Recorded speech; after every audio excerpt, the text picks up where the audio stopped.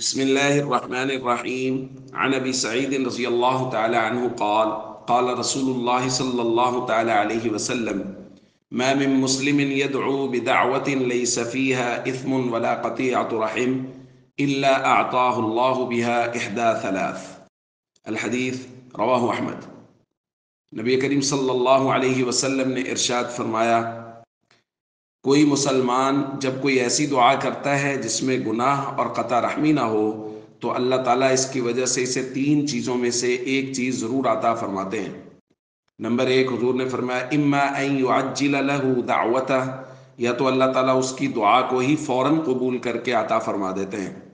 Number دو، واما ان يدخرها له في الاخرہ، یا یہ ہے کہ اس کی دعا کو آخرت میں اس کے لیے ذخیرہ اٹھا رکھتے ہیں کہ وہ آخرت میں اس کو اجر و ثواب کی شکل میں عطا کی جائے گی۔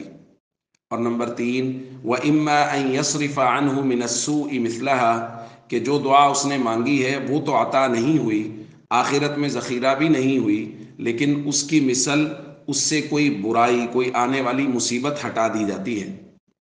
صحابہ کرام نے جب یہ سنا تو عرض کیا، اذن نکثر یا رسول اللہ، یا رسول اللہ اگر ایسی بات ہے کہ کوئی بھی دعا وہ فائدہ سے خالی نہیں ہے تو ہم تو پھر بہت کثرت سے دعا مانگا کریں گے۔ تو نبی کریم صلی اللہ علیہ وسلم نے فرمایا اللہ اکثر، اگر تم کثرت سے مانگو گے تو اللہ بھی تمہیں کثرت سے ہی اور بہت زیادہ عطا فرمائیں گے۔ تو اس لیے ہمیشہ دعا مانگتے رہیں۔ اگر وقتی طور پہ محسوس ہو رہا ہے کہ جو ہم مانگ رہے ہیں وہ ہمیں نہیں مل رہا تو پھر ذہن میں رکھیے کہ یقیناً اس کی وجہ سے کوئی مصیبت ٹل رہی ہے، یا یہ ہے کہ بہت بڑا فائدہ کہ آخرت میں وہ دعا ہمارے لیے ذخیرہ کی جا رہی ہے۔